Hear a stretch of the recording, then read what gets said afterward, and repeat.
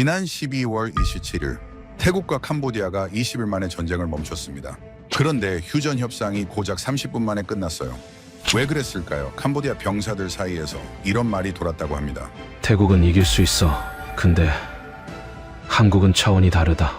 한국군은 단 한 명도 안 갔습니다. 그런데 캄보디아가 한국을 제일 무서워했어요. 전쟁 기간 동안 캄보디아 전역에 무슨 소문이 퍼졌길래 20일 만에 백기를 들었을까요? 프놈펜에서 15년간 산 프랑스 기자 피에르 씨가 직접 목격한 이야기, 지금 바로 들어보시죠. 시작에 앞서 좋아요와 구독 눌러주시면 한국의 더 많은 이야기를 소개하는 데에 큰 힘이 됩니다. 안녕하세요. 저는 피에르 마르탱이라고 합니다. 프랑스 출신 저널리스트로 캄보디아 프놈펜에서 15년째 살고 있었습니다. 동남아시아 정세를 취재하는 게 제 일이었죠. 그해 12월 태국과 캄보디아가 전면전에 돌입했을 때 저는 국경 근처 마을에 머물고 있었어요. 전쟁이 시작된 지 사흘째 되던 날 이상한 일을 목격했습니다. 국경에서 30km 떨어진 작은 마을이었는데 그곳 사람들은 태국군이 곧 쳐들어올 거라고 믿었습니다. 당연한 생각이었어요. 개전 첫날부터 이틀 동안 태국 전투기들이 국경지대를 계속 폭격했거든요. 포성이 밤낮 없이 들렸고 사람들은 짐을 싸기 시작했지요. 그런데 3일째부터 갑자기 조용해졌습니다. 포소리가 멎었어요. 전투기 소리도 들리지 않았습니다. 마을 사람들은 혼란스러워했지요. 전쟁이 끝난 건가 아니면 태국군이 다른 루트로 우회하는 건가? 아무도 정확히 알지 못했습니다. 저는 캄보디아군 전방 지휘소로 향했습니다. 취재 허가를 받고 들어갔는데 분위기가 묘했어요. 긴장한 것도 맞고 당황한 것도 맞는 그런 표정들이 역력했습니다. 지휘소 안에서는 장교들이 지도를 펼쳐놓고 격렬하게 논쟁 중이었습니다. 통역관을 통해 상황을 파악할 수 있었지요. 태국군이 공격을 멈춘 이유를 두고 의견이 분분했던 겁니다. 한 중령은 태국군이 동쪽으로 우회하고 있다고 주장했습니다. 정면 돌파 대신 측면을 노리는 것처럼 보인다는 분석이었지요. 실제로 정찰 보고에 따르면 태국군 기갑부대가 이동하는 모습이 포착됐다고 했습니다. 그런데 문제가 있었습니다. 캄보디아군이 방어선을 재배치할 수 없는 상황이었던 거예요. 이유는 놀라웠습니다. 후방 보급로가 끊겼다는 겁니다. 처음엔 이해가 되지 않았어요. 전선이 국경 지역인데 후방 보급로가 어떻게 끊길 수 있을까요? 태국군이 그렇게 깊숙이 침투한 것도 아닌데 말이죠. 통역관이 자세히 설명해 줬습니다. 전날 밤 캄보디아군 주요 보급 거점 3곳이 동시에 폭격당했다고 했어요. 국경에서 50km 후방에 있던 곳들이었습니다. 연료 저장소, 탄약 보관소, 그리고 식량 집결지가 한꺼번에 타격을 받았지요. 정밀했습니다. 3곳 모두 완전히 파괴됐는데 주변 민간 시설은 손상이 없었어요. 마치 정확한 좌표를 알고 있었던 것처럼 보였습니다. 더 기묘한 건 공습 경보가 없었다는 점이었어요. 레이더에 아무것도 잡히지 않았답니다. 폭발이 일어나고 나서야 뒤늦게 피해를 확인했다고 했지요. 저는 의문이 들었습니다. 태국 공군이 그렇게 깊숙이 들어와서 폭격할 수 있을까요? 그것도 레이더에 잡히지 않고 말이죠. 지휘소를 나와 피해 현장 중 한 곳으로 갔습니다. 연료 저장소였던 곳이었어요. 도착해보니 정말 놀라웠습니다. 저장 탱크들은 완전히 파괴됐는데 바로 옆 마을 집들은 멀쩡했거든요. 50m도 안 떨어진 거리였는데 말입니다. 현장에 있던 캄보디아군 병사들은 충격에 빠져 있었습니다. 한 상사는 망연자실한 표정으로 자네를 바라보고 있었어요. 저는 그 옆에서 사진을 찍었습니다. 그때 한 젊은 병사가 다가왔습니다. 그는 제 카메라를 보더니 뭔가 말하고 싶어하는 눈치였어요. 통역관이 물어봤지요. 병사는 주저하다가 입을 열었습니다. 위성이라는 말을 했습니다. 그 병사는 자기 형이 수도 프놈펜에서 정보부에 근무한다고 했어요. 형한테 들은 얘기인데 한국이 만든 위성이 우리를 감시하고 있다는 겁니다. 그 위성이 캄보디아군 움직임을 실시간으로 태국에 알려준다는 소문이 군대 안에서 돌고 있다고 했지요. 한국이라는 말을 들었을 때 저는 고개를 갸우뚱했습니다. 한국군은 이 전쟁에 참전하지 않았거든요. 왜 갑자기 한국 얘기가 나오는 걸까요? 통역관이 설명했습니다. 태국군이 한국산 무기를 쓰고 있다는 건 알려진 사실이라고 했어요. 훈련기도 있고 폭탄도 있고 자주포도 있다고 했지요. 그런데 최근 들어 그 무기들의 성능이 예상보다 훨씬 뛰어나다는 게 드러나고 있다는 겁니다. 특히 폭탄이 문제였습니다. 유도 폭탄이라고 했어요. 좌표만 입력하면 정확하게 날아가서 맞춘다고 했습니다. 100km 밖에서 쏴도 오차가 몇 미터밖에 안 된다는 소문이었지요. 저는 그제야 이해가 됐습니다. 후방 보급로를 끄는 게 바로 그 무기였던 거예요. 태국 전투기가 멀리서 날아와 정확한 좌표로 폭격하고 돌아간 겁니다. 그래서 레이더에도 잡히지 않았던 거였지요. 하지만 의문은 남았습니다. 좌표를 어떻게 알았을까요? 캄보디아군 보급 거점은 기밀이었거든요. 지도에도 표시돼 있지 않았습니다. 그 젊은 병사가 다시 말했습니다. 그래서 위성 얘기가 나온다는 겁니다. 하늘에서 내려다보면 다 보인다는 거였어요. 트럭이 어디로 가는지, 물자가 어디에 쌓이는지 전부 파악할 수 있다는 겁니다. 저는 그날 밤 숙소로 돌아와서 한국 무기에 대해 조사했습니다. 인터넷을 뒤져보니 정말 놀라웠어요. 한국이 정찰 위성을 여러 개 운용하고 있더군요. 아리랑이라는 이름의 위성들이었습니다. 해상도가 상당히 높다고 했지요. 그리고 유도 폭탄도 실제로 존재했습니다. 한국이 독자 개발한 폭탄이었어요. 정밀도가 매우 높다는 평가를 받고 있었습니다. 태국이 그 무기들을 구매했다는 기록도 찾을 수 있었지요. 저는 노트북을 덮고 생각에 잠겼습니다. 만약 정말로 한국 위성이 캄보디아군을 감시하고 있다면, 그리고 그 정보가 태국군에게 전달된다면 이 전쟁은 공평하지 않았던 겁니다. 한쪽은 상대방의 모든 움직임을 알 수 있고 다른 한쪽은 아무것도 모르는 상황이었으니까요. 다음 날 아침 저는 다시 전방으로 갔습니다. 상황이 어떻게 변했는지 보고 싶었거든요. 도착해보니 캄보디아군은 여전히 혼란스러워하고 있었습니다. 보급이 끊긴 상태에서 태국군이 언제 공격해올지 모르는 상황이었지요. 병사들 표정에는 불안감이 역력했어요. 지휘소에서는 새로운 소식이 들려왔습니다. 동부 전선에서도 비슷한 일이 벌어졌다는 겁니다. 캄보디아군 포병 진지가 한밤중에 폭격당했다고 했어요. 역시 레이더에는 아무것도 잡히지 않았답니다. 병사들 사이에서 수군거림이 시작됐습니다. 위성 얘기가 또 나왔어요. 이번엔 더 구체적이었습니다. 한국 위성이 밤에도 볼 수 있다는 겁니다. 적외 선인이 뭐니 하는 기술이 있다고 했지요. 저는 그때 깨달았습니다. 소문이 퍼지기 시작했다는 걸요. 한국에 대한 소문이었습니다. 전쟁 3일째 캄보디아군은 아직 태국군과 제대로 싸워보지도 못했어요. 그런데 벌써 후방이 무너지기 시작했습니다. 보급로가 끊기고 병참선이 타격받고 병사들 사기가 떨어졌지요. 그리고 그 모든 일의 배후에 한국이라는 이름이 있었습니다. 한국군은 오지 않았습니다. 단 한 명도 캄보디아 땅을 밟지 않았어요. 하지만 한국이 만든 기술이, 한국이 판 무기가 이 전쟁의 판도를 바꾸고 있었습니다. 저는 그날 느꼈습니다. 이 전쟁은 생각보다 빨리 끝날 수도 있겠다고요. 캄보디아가 버티지 못할 거라는 예감이 들었지요. 그리고 그 예감은 맞았습니다.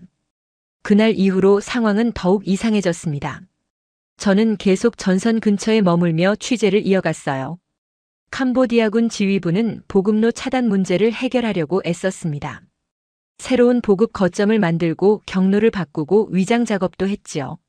하지만 소용이 없었어요. 며칠 뒤 더 충격적인 일이 벌어졌습니다.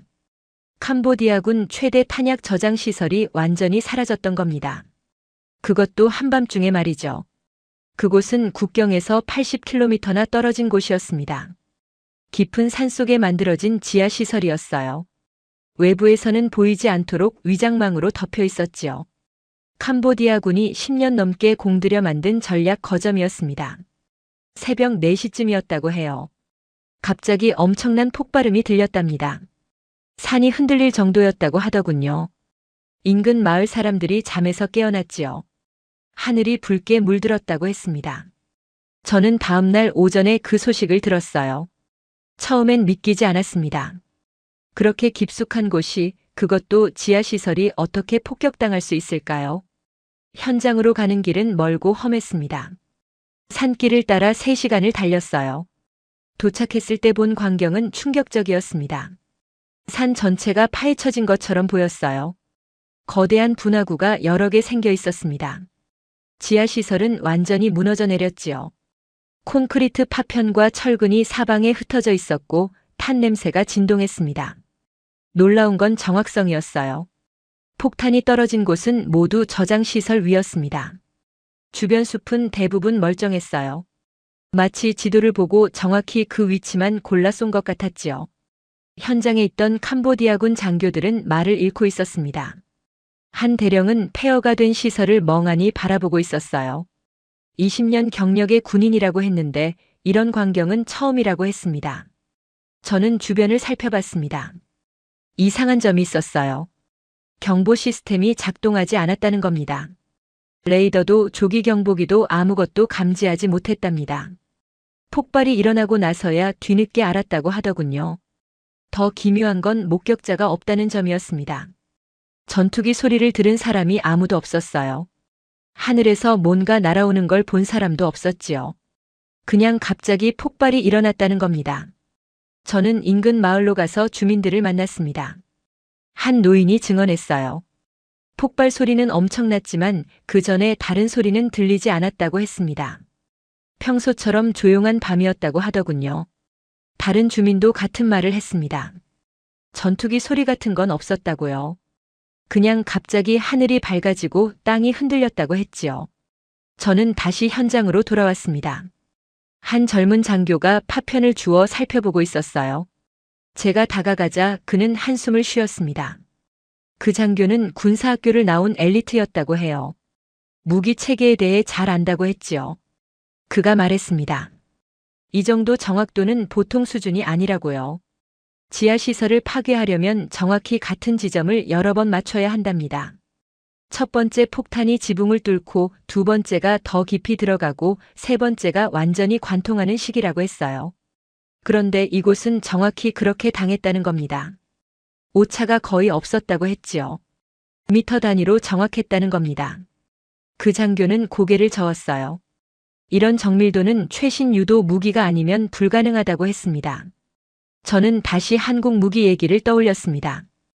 유도 폭탄 말이에요. 좌표를 입력하면 정확하게 날아간다는 그 무기 말입니다. 그날 저녁 저는 푸놈펜으로 돌아가는 길에 한 카페에 들렀습니다. 그곳에서 캄보디아 국방부 소속 분석관을 만났어요. 제 지인이었지요. 그에게 탄약고 폭격에 대해 물었습니다. 그는 주변을 살피더니 목소리를 낮췄어요. 국방부 내부에서 큰 충격이라고 했습니다. 가장 안전하다고 믿었던 시설이 하룻밤 만에 사라졌으니까요. 더 심각한 건 다른 거라고 했습니다. 그 시설의 위치는 극비였다고 해요. 지도에도 표시돼 있지 않았답니다. 고위 장교 몇 명만 정확한 좌표를 알고 있었지요. 그런데 어떻게 태국군이 알았을까요? 제가 물었습니다. 간첩 가능성은 없냐고요. 그는 고개를 저었어요. 내부 조사를 했지만 정보 유출 흔적은 없었다고 했습니다. 그럼 어떻게 알았냐고 다시 물었지요. 그가 대답했습니다. 위성밖에 없다고요. 그는 자세히 설명했습니다.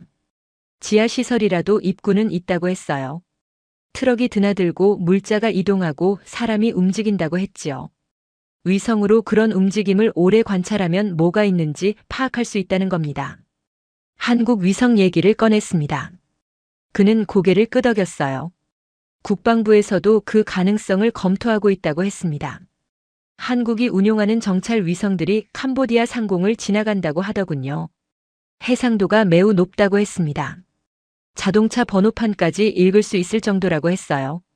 그 정도면 군사시설을 파악하는 건 어렵지 않다는 겁니다. 저는 묻지 않을 수 없었습니다. 그럼 한국이 태국을 돕고 있다는 건가요?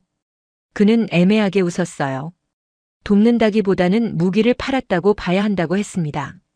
위성 정보를 직접 주는 건 아니라고 했어요. 하지만 한국이 만든 무기 체계 자체가 위성 정보를 활용하도록 설계돼 있다는 겁니다. 유도 폭탄도 정찰 장비도 전부 연결돼 있다고 하더군요. 그러니까 태국이 한국 무기를 샀다는 건 단순히 폭탄 몇 개를 산 게 아니라는 겁니다. 전체 시스템을 산 거라고 했어요. 보는 능력, 판단하는 능력, 정확히 타격하는 능력이 모두 포함된 거라고 했지요. 저는 그제야 이해했습니다. 왜 캄보디아군이 이렇게 무기력한지를요. 싸움이 공평하지 않았던 겁니다. 한쪽은 상대방이 어디 있는지 정확히 알고 다른 한쪽은 아무것도 모르는 상황이었으니까요. 한쪽은 100km 밖에서 정확히 쏠 수 있고 다른 한쪽은 20km도 제대로 맞추기 어려웠으니까요. 그날 밤 숙소로 돌아와서 저는 또 한국에 대해 조사했습니다. 놀라운 사실들을 알게 됐어요. 한국은 이미 10여 년 전부터 독자적인 군사 위성을 쏘아 올렸더군요. 정찰 위성도 있고 통신 위성도 있고 여러 종류가 있었습니다. 그리고 그 위성들이 수집한 정보를 활용하는 무기들도 계속 개발하고 있었어요. 유도 폭탄은 기본이고 미사일도 있고 포탄도 있었습니다. 전부 정밀 타격이 가능한 무기들이었지요. 더 놀라운 건 한국이 그 기술들을 수출한다는 점이었습니다. 태국뿐만 아니라 여러 나라가 한국 무기를 사고 있었어요. 성능이 좋고 가격도 합리적이고 무엇보다 믿을 수 있다는 평가였습니다. 저는 생각했습니다. 캄보디아군이 느끼는 공포가 이해됐어요. 상대방이 뭘 가지고 있는지 모르는 게 아니었습니다. 알고 있었어요. 그래서 더 무서웠던 겁니다. 탄약고가 사라진 다음 날부터 캄보디아군 사이에서 소문이 더 빠르게 퍼졌습니다. 한국 무기에 대한 소문이었어요. 밤에도 볼 수 있다는 소문, 지하도 뚫는다는 소문, 절대 빗나가지 않는다는 소문. 과장된 부분도 있었을 겁니다. 하지만 탄약고 폭격은 과장이 아니었어요. 실제로 일어난 일이었고 제가 직접 봤으니까요. 전쟁이 시작된 지 일주일도 안 됐는데 캄보디아군은 이미 주요 보급 거점 대부분을 잃었습니다. 후방이 무너지고 있었던 거예요. 전선은 유지하고 있었지만 얼마나 버틸 수 있을지 의문이었습니다. 그리고 병사들 사이에서는 점점 더 한국이라는 이름이 오르내렸습니다. 두려움 섞인 목소리로 말이죠. 며칠 뒤 저는 다시 국경 지역으로 향했습니다. 탄약고 폭격 이후 전선이 어떻게 변했는지 보고 싶었거든요. 그런데 국경 마을에 도착했을 때 이상한 광경을 목격했습니다. 마을 사람들이 무언가를 들고 군부대로 몰려가고 있었어요. 손에 종이를 쥐고 있었지요. 저는 호기심이 생겨 한 주민에게 물었습니다. 무슨 일이냐고요? 그가 보여준 건 전단지였습니다.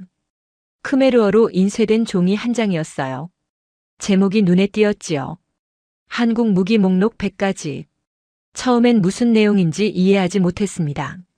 전단지를 자세히 읽어보니 놀라웠어요. 한국이 만든 무기들이 1번부터 100번까지 번호를 매겨 나열돼 있었거든요. 전투기, 헬기, 전차, 장갑차, 대포, 미사일, 폭탄, 총기류까지 온갖 종류가 다 있었습니다. 각 무기마다 간단한 설명이 붙어 있었어요.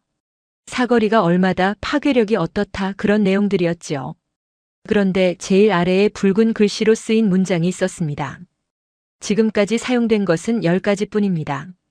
아직 90가지가 남았습니다. 저는 소름이 돋았어요. 누가 이런 걸 만들어서 뿌렸을까요? 그리고 왜 하필 국경 마을에 뿌렸을까요? 마을 사람들은 공포에 질려 있었습니다. 한 아주머니는 떨리는 목소리로 말했어요. 아직 90가지가 남았다니 우리가 어떻게 버티냐고요. 다른 주민도 고개를 끄덕였습니다. 당장 피난을 가야 한다고 했지요. 저는 전단지를 들고 군부대로 갔습니다. 지휘소는 발칵 뒤집혀 있었어요. 장교들이 그 전단지를 놓고 논의하고 있었습니다. 한 대위가 화를 냈습니다. 이건 명백한 심리전이라고 했어요. 적이 우리 사기를 떨어뜨리려고 뿌린 거라고 했지요. 믿으면 안 된다고 했습니다. 하지만 다른 장교는 달랐습니다. 심리전인 건 맞지만 내용이 허위는 아니라고 했어요. 한국이 실제로 저 무기들을 만든다고 했습니다. 수출도 한다고 하더군요. 문제는 태국이 뭘 샀는지 정확히 모른다는 거였습니다. 공개된 정보로는 몇 가지만 확인됐다고 해요. 훈련기, 유도 폭탄, 자주포 정도였지요. 하지만 더 있을 수도 있다는 겁니다. 저는 전단지를 다시 살펴봤습니다. 목록에 올라온 무기들이 정말 다양했어요. 들어본 적 없는 이름들도 많았지요. 그 중에는 아직 개발 중인 것도 있을 거라고 생각했습니다. 하지만 병사들은 그렇게 생각하지 않았어요. 그들에게는 전부 실제하는 무기로 보였던 겁니다. 그리고 그중 90가지가 아직 사용되지 않았다는 말이 공포를 불러일으켰지요. 저는 마을을 돌아다니며 사람들 반응을 살폈습니다. 전단지는 곳곳에 붙어 있었어요.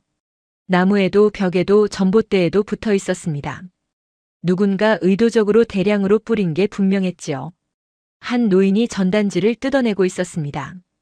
저는 다가가서 물었어요. 왜 떼어내시냐고요? 노인은 한숨을 쉬었습니다. 보기 싫다고 했어요. 이런 걸 보면 마음이 불안해진다고 했습니다. 하지만 떼어내도 소용없다고 하더군요. 이미 마을 사람들이 다 봤으니까요. 젊은이들은 더 심각했습니다. 그들은 전단지 내용을 휴대폰으로 찍어서 서로 보내고 있었어요. 메신저로도 퍼뜨리고 있었지요. 순식간에 주변 마을까지 퍼져나갔습니다. 저는 전단지가 어디서 왔는지 추적해봤습니다. 마을 사람들 말로는 어느 날 새벽에 하늘에서 떨어졌다고 해요. 누가 뿌렸는지는 아무도 몰랐지요. 아마도 소형 드론을 이용했을 거라고 생각했습니다. 밤중에 몰래 날아와서 전단지를 살포하고 돌아간 거겠지요. 국경 지역 여러 마을에 동시에 뿌려진 걸 보면 계획적이었던 게 분명했습니다. 누가 했을까요? 태국군일 가능성이 높았습니다. 심리전의 일환이었겠지요. 캄보디아 주민들을 겁주고 군인들 사기를 떨어뜨리려는 의도였을 겁니다. 그런데 효과는 확실했습니다. 마을 사람들은 진짜로 무서워하고 있었거든요. 한국 무기가 아직 90가지나 남았다는 말이 사실처럼 받아들여졌습니다. 군부대에서도 혼란이 있었어요. 병사들이 전단지 내용을 서로 돌려보고 있었습니다. 장교들이 믿지 말라고 해도 소용없었지요. 이미 보급로 차단과 탄약고 폭격을 경험한 병사들이었습니다. 한국 무기의 위력을 몸소 느낀 사람들이었어요. 그들에게 아직 90가지가 남았다는 말은 공포 그 자체였습니다. 지금까지 당한 것도 힘든데 더 강한 무기가 나온다면 어떻게 하냐는 거였지요. 저는 그날 저녁 한 병사와 이야기를 나눴습니다. 20대 초반의 젊은 병사였어요. 그는 전단지를 손에 쥐고 있었습니다. 제가 물었습니다. 저거 믿냐고요? 그는 고개를 끄덕였어요. 믿을 수밖에 없다고 했습니다. 이미 우리가 당하고 있잖냐고 했지요. 그는 말했습니다. 처음에는 태국군이랑 싸우는 줄 알았다고요. 근데 이제 보니 그게 아니라고 했습니다. 우리는 한국 무기랑 싸우고 있는 거라고 했어요. 태국군은 눈에 보인다고 했습니다. 어디 있는지 알 수 있다고요. 근데 한국 무기는 안 보인다고 했습니다. 하늘 어딘가에서 아니면 100km 밖에서 날아온다고 했지요. 그리고 이제 90가지가 더 있다는 거였습니다. 그 병사는 한숨을 쉬었어요. 도저히 이길 수 있을 것 같지 않다고 했습니다. 저는 그날 밤 깊은 생각에 잠겼습니다. 전단지가 심리전 도구인 건 분명했어요. 하지만 효과는 예상보다 훨씬 컸습니다. 이유는 간단했지요. 사람들이 이미 한국 무기의 위력을 경험했기 때문입니다. 만약 전쟁 초반에 이 전단지가 뿌려졌다면 사람들이 믿지 않았을 거예요. 그냥 적의 선전물이라고 치부했겠지요. 하지만 지금은 달랐습니다. 보급로가 끊기고 탄약고가 날아가고 병사들이 죽어나가는 걸 직접 봤으니까요. 그러니까 90가지가 남았다는 말이 공포로 다가온 겁니다. 지금까지 당한 것도 고작 10가지 때문이라면 나머지가 나올 때는 어떻게 되는 거냐는 공포였지요. 다음 날 저는 다른 마을로도 가봤습니다. 그곳도 마찬가지였어요. 전단지가 곳곳에 붙어 있었고 사람들은 불안해하고 있었습니다. 일부 가족들은 이미 짐을 싸서 떠난 뒤였지요. 군부대에서는 전단지를 회수하려고 애썼습니다. 하지만 이미 늦었어요. 내용이 사람들 머릿속에 박혀버렸으니까요. 소문은 계속 퍼져나갔습니다. 한국 무기 100가지. 이 말은 순식간에 캄보디아 국경 지역 전체로 퍼졌습니다. 그리고 사람들은 두려워했어요. 아직 보지 못한 90가지를 말이죠. 저는 그때 느꼈습니다. 이 전쟁은 물리적인 전쟁만이 아니구나. 심리적인 전쟁이기도 하구나. 그리고 그 심리전에서 한국이라는 이름이 가장 강력한 무기로 쓰이고 있구나. 전쟁이 2주일째 접어들었을 때 예상치 못한 일이 있었습니다. 포로 교환이었어요. 태국과 캄보디아 양측이 각각 잡은 포로들을 서로 맞교환하기로 한 겁니다. 국제 적십 자사가 중재했지요. 저는 교환 현장을 취재할 기회를 얻었습니다. 국경 지역 중립지대에서 이루어진다고 했어요. 양측 대표단이 만나서 포로들을 인계하는 자리였지요. 당일 아침 일찍 현장에 도착했습니다. 긴장된 분위기였어요. 양측 군인들이 일정 거리를 두고 마주보고 있었습니다. 중간에 적십자 직원들이 서 있었지요. 캄보디아 측에서는 태국군 포로 15명을 데려왔습니다. 태국 측에서는 캄보디아군 포로 23명을 데려왔어요. 숫자부터 차이가 났지요. 교환 절차는 조용히 진행됐습니다. 포로들이 중립지대를 걸어서 건너갔어요. 가족들이 기다리고 있었습니다. 재회의 눈물을 흘리는 사람들도 있었지요. 저는 멀찍이서 지켜보고 있었습니다. 그런데 교환이 끝난 뒤 흥미로운 장면을 목격했어요. 캄보디아 측 협상 대표가 태국 측 대표에게 다가갔습니다. 공식 절차는 끝났지만 뭔가 더 이야기하고 싶어 하는 눈치였어요. 태국 측 대표는 대령이었고 캄보디아 측은 준장이었습니다. 두 사람이 따로 떨어져 나와 이야기를 나눴습니다. 저는 카메라 망원 렌즈로 그 장면을 담으면서 멀리서 지켜봤어요. 대화가 점점 격해지는 것 같았습니다. 나중에 알고 보니 캄보디아 측 준장이 태국 대령에게 질문을 던졌다고 해요. 한국이 태국 편이냐고 물었다는 겁니다. 태국 대령은 어리둥절했다고 합니다. 무슨 말이냐고 되물었지요. 캄보디아 준장이 설명했답니다. 한국 무기를 쓰고 한국 기술을 쓰고 한국 시스템을 쓰는데 그럼 한국이 태국을 돕는 거 아니냐고요. 태국 대령이 대답했다고 해요. 한국은 중립이라고요. 편을 드는 게 아니라 무기를 판 거라고 했답니다. 돈을 주고 샀다고 정당한 거래라고 말했지요. 캄보디아 준장이 다시 물었답니다. 그럼 우리도 살 수 있느냐고요. 태국 대령이 웃으며 대답했다고 해요. 돈만 있으면 누구든 살 수 있다고요. 이 대화 내용은 나중에 캄보디아 측 참모 한 명이 제게 전해줬습니다. 공식 기록에는 없는 내용이었어요. 하지만 그 자리에 있던 사람들은 다 들었다고 했지요. 그 말이 캄보디아군 사이에 퍼졌습니다. 돈만 있으면 누구든 살 수 있다는 말이요. 그 말이 주는 의미는 명확했습니다. 우리는 돈이 없어서 못 샀다는 뜻이었으니까요. 저는 며칠 뒤 캄보디아군 장교 몇 명을 만났습니다. 그들은 포로 교환 때 있었던 일에 대해 알고 있었어요. 분위기가 착잡했습니다. 한 소령이 말했습니다. 결국 돈 문제라는 거였어요. 한국은 누구 편도 아니라고 했습니다. 그냥 장사를 하는 거라고요. 태국이 돈을 냈으니까 무기를 준 거고 우리는 돈이 없으니까 못 산 거라고 했지요. 다른 장교가 덧붙였습니다. 그게 더 무섭다고 했어요. 만약 한국이 태국 편이라면 그나마 이해가 된다고 했습니다. 동맹이니까 친구니까 도와주는 거라고 생각할 수 있다고요. 근데 그게 아니라는 겁니다. 그냥 거래라는 거예요. 감정도 없고 의리도 없고 오직 돈만 있으면 된다는 거였지요. 그 말에는 쓴맛이 섞여 있었습니다. 캄보디아는 오랫동안 중국을 믿어왔거든요. 중국이 우리를 도와줄 거라고 생각했었지요. 실제로 중국에서 무기도 샀고 지원도 받았습니다. 하지만 전쟁이 터지고 보니 중국산 무기는 제대로 작동하지 않았어요. 고장도 잦았고 성능도 기대에 못 미쳤지요. 반면 태국의 한국산 무기는 완벽하게 작동했습니다. 그러니까 믿음의 문제가 아니었던 겁니다. 우정의 문제도 아니었어요. 성능의 문제였지요. 그리고 그 성능은 돈으로 살 수 있는 거였습니다. 한 대위가 한숨을 쉬며 말했습니다. 우리가 가난해서 진다고요. 용기가 없어서도 아니고 숫자가 적어서도 아니고 그냥 좋은 무기를 살 돈이 없어서 진다고 했습니다. 저는 그날 밤 이 이야기를 곰곰이 생각해 봤습니다. 현대 전쟁의 단면을 보는 것 같았어요. 옛날 전쟁은 달랐을 겁니다. 병사들의 용기, 지휘관의 전략, 군대의 규모가 승패를 가렸겠지요. 하지만 지금은 기술이 결정적이었습니다. 한국은 그 기술을 가지고 있었어요. 정밀 타격 기술, 정찰 위성 기술, 유도 무기 기술을 말이죠.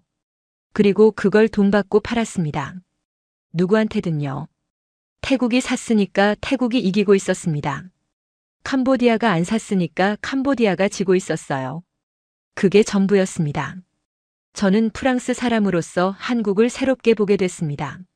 15년 동안 동남아에서 살면서 여러 나라를 봤어요. 강대국들이 영향력을 행사하는 걸 많이 목격했지요. 미국은 군대를 보냈습니다. 중국은 돈을 빌려줬어요. 러시아는 무기를 팔았지요. 각자 방식으로 영향력을 키웠습니다. 그런데 한국은 달랐어요. 군대를 보내지 않았습니다. 돈을 빌려주지도 않았어요. 그냥 무기를 팔았을 뿐이었지요. 하지만 그 무기가 전쟁의 판도를 바꿨습니다. 포로 교환 이후 캄보디아군 내부에서 분위기가 더 가라앉았습니다. 병사들은 이제 알아버렸거든요. 우리가 왜 지는지를요. 적이 더 용감해서가 아니었습니다. 적이 더 많아서도 아니었어요. 적이 더 좋은 무기를 가졌기 때문이었습니다. 그리고 그 무기는 돈만 있으면 누구나 살 수 있는 거였지요. 그 깨달음은 씁쓸했습니다. 하지만 동시에 명확했어요. 이 전쟁에서 이기려면 더 좋은 무기가 필요했습니다. 그런데 캄보디아에는 그럴 돈이 없었지요. 결국 선택지는 하나뿐이었습니다. 버티거나 아니면 항복하거나. 전쟁 2주일째 되던 날 충격적인 소식이 들렸습니다. 캄보디아에 파견돼 있던 중국 무기 기술자들이 갑자기 철수한다는 거였어요. 30명 전원이 본국으로 돌아간다고 했습니다. 저는 처음 들었을 때 믿기지 않았어요. 전쟁 중인데 기술자들이 떠난다고요? 지금이야말로 가장 필요한 시기인데 말이죠. 하지만 사실이었습니다. 중국 대사관에서 공식 발표했어요. 안전상의 이유로 기술 지원 인력을 임시로 철수시킨다고 했지요. 전쟁이 끝나면 다시 돌아올 거라고 했습니다. 저는 철수 전날 캄보디아 국방부 근처에 갔습니다. 중국 기술자들이 머물던 숙소가 그곳에 있었거든요. 짐을 싸는 모습이 보였어요. 한 캄보디아 장교가 중국 측 팀장과 이야기하고 있었습니다. 저는 멀리서 지켜봤어요. 장교는 애타는 표정이었고 중국인은 미안해하는 듯 했습니다. 나중에 그 장교를 만났습니다. 무슨 대화를 나눴냐고 물었지요. 그는 한숨을 쉬며 말했습니다. 중국 팀장이 이렇게 말했다고 해요. 더 이상 도와줄 게 없다고요.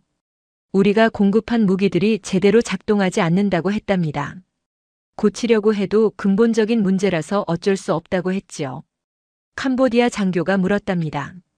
그럼 어떻게 하냐고요? 중국 팀장은 대답을 못했다고 합니다. 그냥 미안하다고만 했대요. 그 장교는 분했다고 했습니다. 우리가 중국을 믿고 무기를 샀는데 막상 전쟁이 터지니까 떠난다고요. 비싼 돈 주고 샀는데 제대로 작동도 안 하는 무기들을 떠안게 됐다고 했지요. 저는 다음 날 공항으로 갔습니다. 중국 기술자들이 출국하는 날이었거든요. 몇몇 기자들이 와 있었어요. 질문을 던지려고 기다리고 있었습니다. 중국 팀장이 나타났습니다. 50대쯤 돼 보이는 남자였어요. 기자들이 몰려들었지요. 왜 떠나느냐고 캄보디아를 버리는 거냐고 물었습니다. 팀장은 간단하게만 대답했어요. 안전 문제라고 했습니다. 회사 방침이라고 했지요. 더 이상 말하지 않았습니다.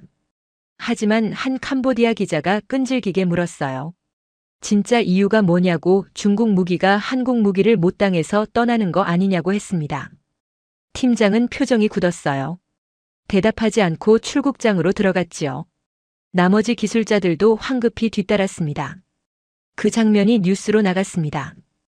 캄보디아 사람들은 충격을 받았어요. 중국이 우리를 버렸다는 인식이 퍼졌지요. 저는 며칠 뒤 캄보디아군 정비부대를 찾아갔습니다. 중국 기술자들이 떠난 뒤 상황이 어떤지 보고 싶었거든요. 정비고에는 고장난 장비들이 쌓여 있었습니다. 전차, 장갑차, 대포, 차량들이 줄지어 서 있었어요. 수리를 기다리고 있었지요. 한 정비병이 말했습니다. 중국 기술자들이 없으니까 손을 못 댄다고요. 복잡한 장비들은 우리 기술로는 고치기 어렵다고 했습니다. 부품도 없고 도면도 없고 방법도 모른다고 했지요. 특히 전자장비가 문제였어요. 화기 통제 장치, 조준 시스템, 통신 장비 같은 것들이요. 고장나면 그냥 쓸 수 없게 된다고 했습니다. 다른 정비병이 덧붙였습니다. 중국산은 원래 그렇다고 했어요. 가격은 싸지만 내구성이 떨어진다고 했지요. 고장도 잘 나고 고치기도 어렵다고 했습니다. 그는 한국산과 비교했어요. 캄보디아군에도 한국산 트럭이 몇 대 있다고 했습니다. 7년 전쯤 무상으로 받은 거라고 했지요. 그 트럭들은 한 번도 고장난 적이 없다고 했어요.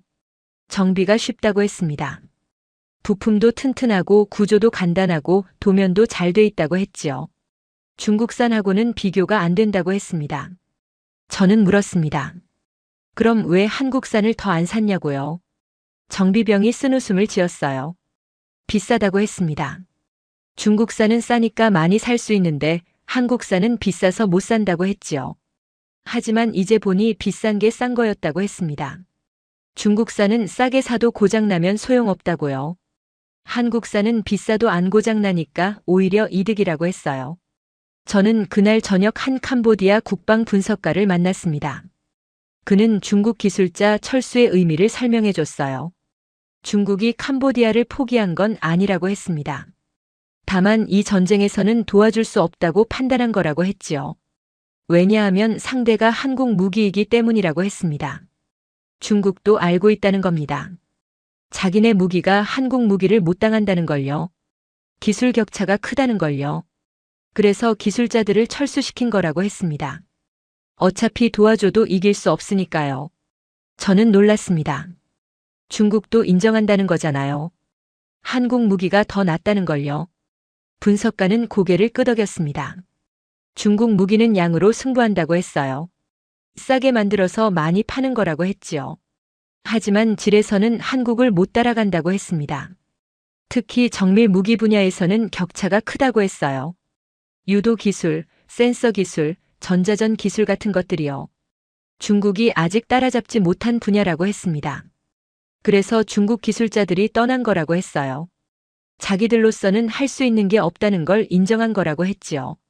저는 그날 밤 깊이 생각했습니다. 중국 기술자 철수가 주는 메시지가 무엇인지를요. 캄보디아 사람들은 이렇게 받아들였습니다. 중국도 한국 앞에서는 손을 들었다고요. 우리를 도와줄 수 없다고 인정했다고 말이죠. 그 인식은 빠르게 퍼졌습니다. 군인들 사이에서 국민들 사이에서 소문이 돌았어요. 중국도 포기했다는 소문이요. 심리적 타격이 컸습니다. 캄보디아는 오랫동안 중국을 후원자로 믿어왔거든요. 경제적으로도 군사적으로도 의지하고 있었지요. 그런데 그 중국이 결정적인 순간에 빠져나간 겁니다. 반면 태국 뒤에는 한국이 있었습니다. 직접 참전하지는 않았지만 무기를 통해 존재감을 드러냈지요. 그리고 그 무기들은 완벽하게 작동했습니다. 캄보디아군 병사들은 이제 확신했어요. 우리는 이길 수 없다고요.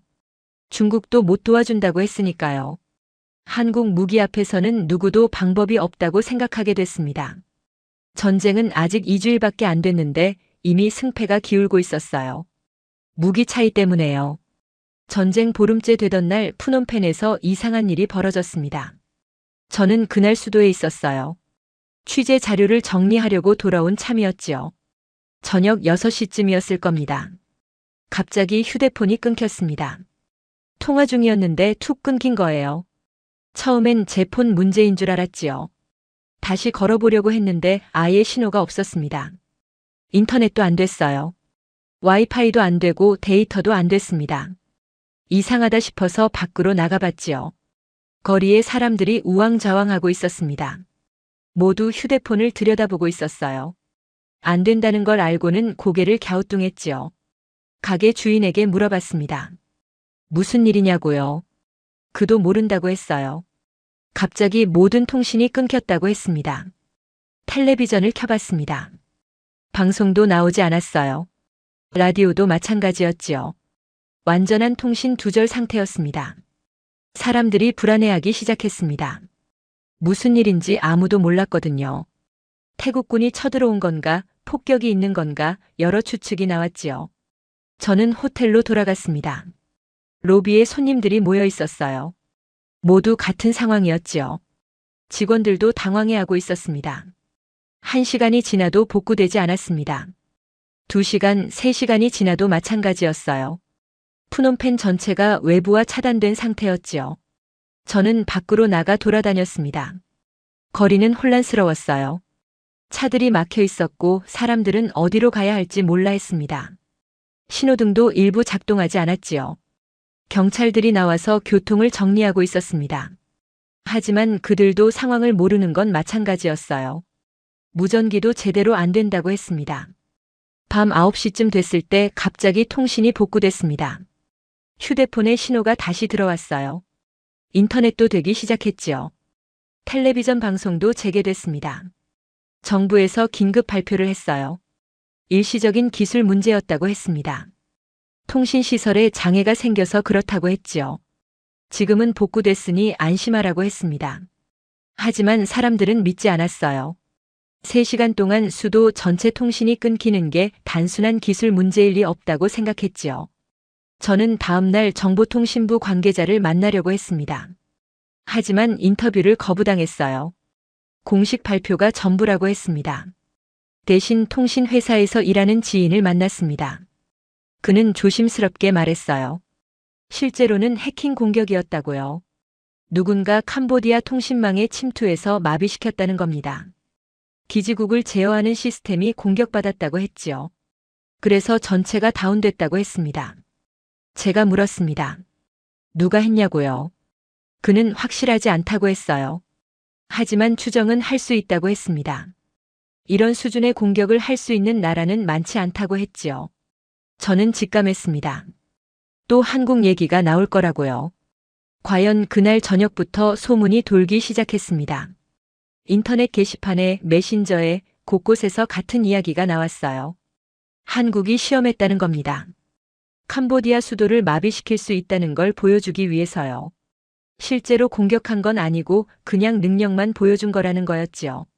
저는 처음에는 과장된 소문이라고 생각했습니다. 하지만 소문이 점점 구체적으로 변했어요. 한국이 전자전 능력이 뛰어나다는 얘기, 적국 통신망을 마비시킬 수 있다는 얘기가 나왔습니다. 실제로 한국이 그런 기술을 가지고 있는지 조사해 봤어요. 놀랍게도 사실이었습니다. 한국은 전자전 장비를 개발하고 있었고 일부는 이미 실전 배치됐더군요. 적 레이더를 교란하고 통신을 방해하고 전자 시스템을 무력화하는 장비들이었지요. 최신 기술이라고 했습니다. 태국이 그걸 샀는지는 확인할 수 없었어요. 하지만 가능성은 있었습니다. 이미 다른 한국 무기들을 샀으니까요. 며칠 뒤 저는 캄보디아 정부 관계자를 만났습니다. 비공식 자리였어요. 그는 솔직하게 말했습니다. 블랙아웃이 공격이었는지 확실하지 않다고 했어요. 하지만 정부는 그 가능성을 배제하지 않는다고 했지요. 만약 공격이었다면 심각한 문제라고 했습니다.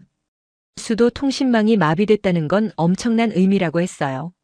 정부가 국민과 소통할 수 없게 됐다는 뜻이라고 했지요. 군대도 지휘가 어려워진다고 했습니다. 혼란이 일어날 수밖에 없다고요. 3시간 만에 복구됐지만 만약 더 오래 갔다면 어땠을까요? 하루, 이틀, 일주일 동안 끊겼다면요. 나라가 마비됐을 거라고 했습니다. 그리고 그걸 한국 기술로 할 수 있다는 게 밝혀진다면 사람들이 어떻게 받아들일까요? 공포에 빠질 거라고 했습니다. 저는 그날 이후 푸놈펜 분위기가 변한 걸 느꼈습니다. 사람들이 불안해했어요. 국경 지역만 위험한 게 아니라는 걸 깨달은 겁니다. 수도도 안전하지 않다는 거였지요. 언제든 통신이 끊길 수 있고 시스템이 마비될 수 있다는 공포가 생긴 겁니다. 그리고 그 배후에 한국이 있다고 믿게 됐어요. 증거는 없었습니다. 하지만 사람들은 확신했지요. 한국 기술이라고요. 왜 그렇게 확신했을까요? 이미 한국 무기의 위력을 봤으니까요. 보급로를 끊고 탄약고를 날리고 전쟁의 판도를 바꾼 걸 봤으니까요. 그러니까 통신망 마비도 한국이 할 수 있다고 믿은 겁니다. 이미 경험이 쌓여 있었던 거예요. 블랙아웃 이후 캄보디아 정부는 더 조심스러워졌습니다. 전쟁을 계속할 의지가 흔들리기 시작했어요. 국민들도 마찬가지였지요. 한국이라는 이름은 이제 공포의 대상이 됐습니다. 직접 오지도 않았는데 모두가 두려워하는 존재가 된 거예요. 전쟁 3주일째에 접어들면서 또 다른 사건이 터졌습니다. 태국군 장교 한 명이 실수로 군사 기밀을 공개한 거예요. 소셜미디어에 잘못 올렸다가 삭제했지만 이미 퍼진 뒤였지요. 저는 그 소식을 듣고 해당 게시물 캡처본을 구했습니다. 태국군 대령이 자기 계정에 올렸다가 몇 분 만에 지운 글이었어요. 내용은 간단했습니다. 2단계 준비 완료라는 문구였지요. 그리고 지도 한 장이 첨부돼 있었습니다. 부대 배치도처럼 보였어요. 보통 사람들은 무슨 뜻인지 몰랐을 겁니다. 하지만 군사 전문가들은 달랐지요. 그 글이 뭘 의미하는지 바로 알아챘습니다. 캄보디아 정보부가 그 글을 입수해서 분석했어요. 결론은 충격적이었습니다. 태국군이 2단계 공세를 준비하고 있다는 거였지요. 1단계는 공중 공격이었습니다. 전투기와 폭격으로 캄보디아 후방을 무력화하는 거였어요. 실제로 그렇게 진행됐지요. 보급로가 끊기고 탄약고가 날아갔습니다. 2단계는 지상 공격이었습니다. 본격적으로 땅을 밟고 들어온다는 거였어요. 그때 투입될 무기가 따로 있다는 겁니다. 캄보디아 군부는 긴급 회의를 열었습니다.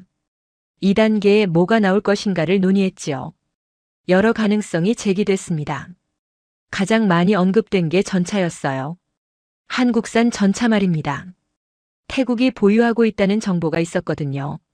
저는 한국 전차에 대해 조사해봤습니다. K2라는 이름이더군요. 세계적으로 성능을 인정받는 전차라고 했습니다. 화력, 기동성, 방어력이 모두 뛰어나다고 했지요. 캄보디아군이 가진 전차는 대부분 구형이었습니다. 중국산이나 러시아산 낡은 모델들이었어요.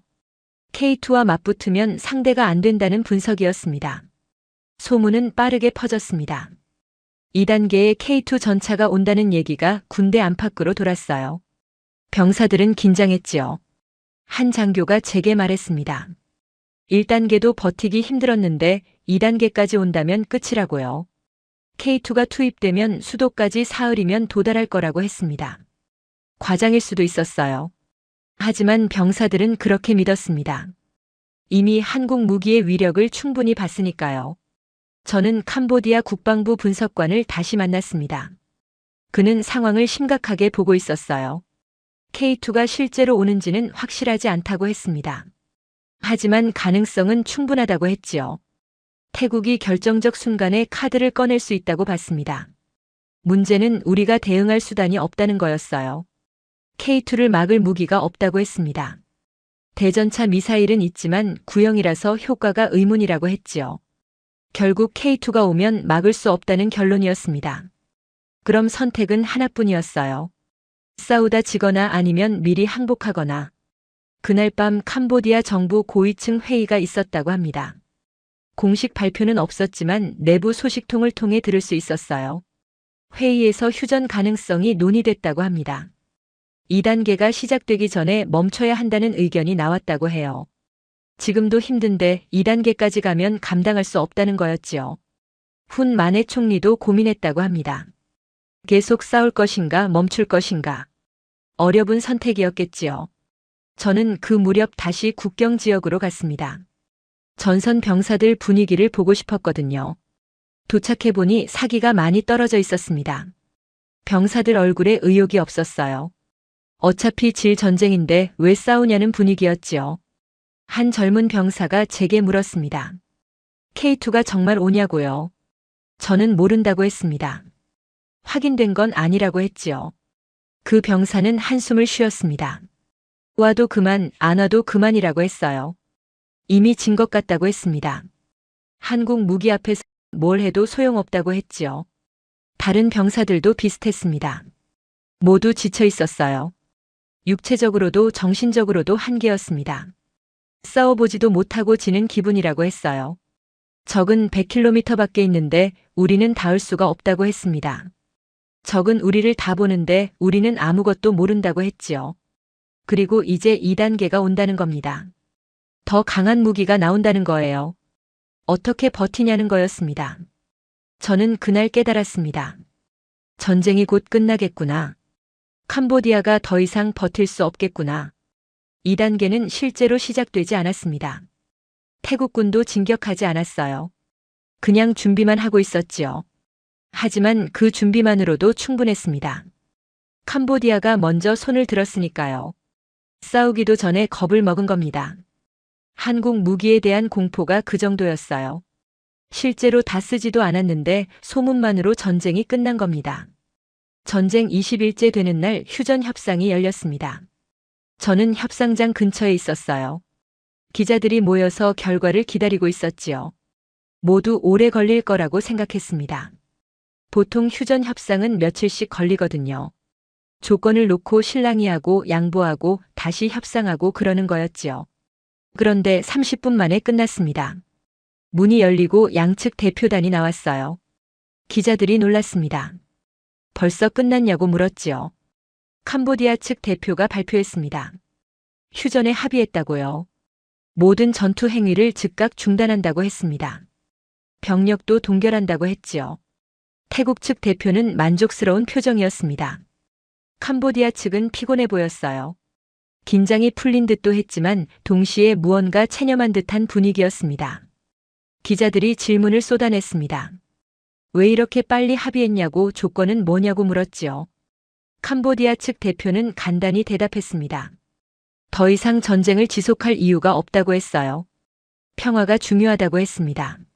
하지만 모두 알고 있었어요. 사실은 더 싸울 수 없어서 멈춘 거라는 걸요. 저는 협상장을 나온 캄보디아 측 관계자 한 명을 만났습니다. 비공식적으로 이야기를 나눴지요. 그가 솔직하게 말했습니다. 빨리 끝낸 이유는 명확하다고 했어요.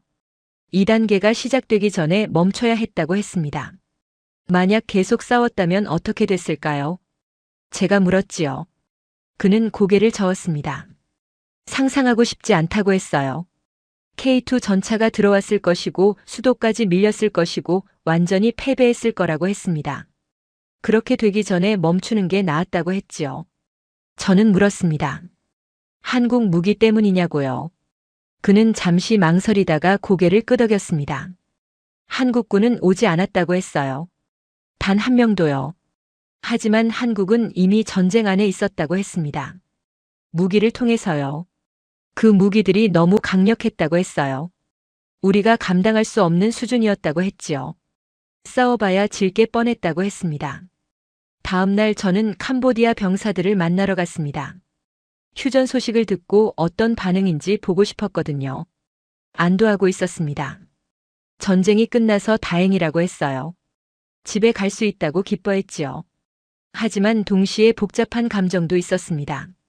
한 병사가 말했어요. 우리가 진 건가요? 비긴 건가요? 대답하기 어려운 질문이었습니다. 공식적으로는 휴전이었어요. 비긴 거라고 할 수도 있었지요. 하지만 모두 알고 있었습니다. 실질적으로는 캄보디아가 진 거라는 걸요. 더 싸울 수 없어서 멈춘 거니까요. 병사들은 솔직했습니다. 한국 때문에 졌다고 했어요. 태국군이 아니라 한국 무기 때문에 졌다고 했지요. 한 상사가 말했습니다. 가장 큰 적은 눈앞에 있지 않았다고요. 100km 밖에 하늘 위에 보이지 않는 곳에 있었다고 했습니다. 태국군은 우리가 볼 수 있었다고 했어요. 어디 있는지 알았고 싸울 수도 있었다고요. 하지만 한국 무기는 달랐다고 했습니다. 보이지 않았고 닿을 수도 없었고 피할 수도 없었다고 했지요. 그래서 무서웠다고 했습니다. 싸워볼 기회조차 없었다고요. 저는 마지막으로 푸놈펜으로 돌아갔습니다. 거리 분위기를 보고 싶었거든요. 사람들은 휴전 소식에 안도하고 있었습니다. 전쟁이 끝났으니까요. 더 이상 폭격 걱정을 안 해도 됐으니까요. 하지만 한편으로는 씁쓸해하기도 했습니다. 한 시민이 제게 말했어요. 우리가 약해서 진 거냐고요. 저는 대답했습니다. 약해서가 아니라 무기가 달라서라고요. 그게 현대 전쟁이라고 했습니다. 그는 고개를 끄덕였습니다. 한국 무기 얘기를 들었다고 했어요. 모두가 그 얘기를 한다고 했지요. 한국군은 안 왔는데 한국이 제일 컸다는 말도 들었다고 했습니다. 정말 그런 거냐고 물었어요. 저는 고개를 끄덕였습니다. 어느 정도는 맞다고 했지요. 한국 무기가 전쟁의 판도를 바꿨다고 했습니다. 전쟁이 끝나고 한 달쯤 지났을 때 저는 캄보디아를 떠났습니다. 다음 취재지로 가야 했거든요. 떠나기 전에 그동안 만났던 사람들을 다시 찾아갔습니다. 작별 인사를 하려고요. 모두 비슷한 말을 했습니다. 한국을 새롭게 알게 됐다고요. 이렇게 강한 나라인 줄 몰랐다고 했습니다. 무기를 만드는 기술이 대단하다고 했어요. 그리고 그 무기들이 실제로 얼마나 효과적인지 이번에 확실히 봤다고 했지요. 캄보디아 사람들은 이제 한국을 존중합니다. 두려워하기도 하고요. 직접 오지 않았는데도 전쟁을 끝낸 나라니까요. 저도 마찬가지였습니다. 15년 동안 동남아에서 살면서 여러 나라를 봤지만 이런 방식으로 영향력을 행사하는 나라는 처음이었어요. 군대를 보내지 않고 무기만으로 전쟁의 승패를 가른 겁니다. 그것도 판매한 무기로요. 한국은 참 독특한 나라라고 생각했습니다. 그리고 앞으로 더 주목해야 할 나라라고 느꼈지요. 이상이 제가 목격한 이야기입니다. 태국과 캄보디아 전쟁 20일의 기록이었습니다. 그리고 그 안에서 한국이 어떤 역할을 했는지에 대한 증언이었지요. 오늘 사연은 여기까지입니다. 20일 만에 항복한 캄보디아의 진실 이야기 어떠셨나요? 사연의 주인공에게 응원의 댓글을 남겨주세요. 지금까지 감동정거장에서 사연 전해드렸습니다. 사연이 마음에 드셨다면 좋아요와 구독 부탁드립니다. 시청해주셔서 감사합니다.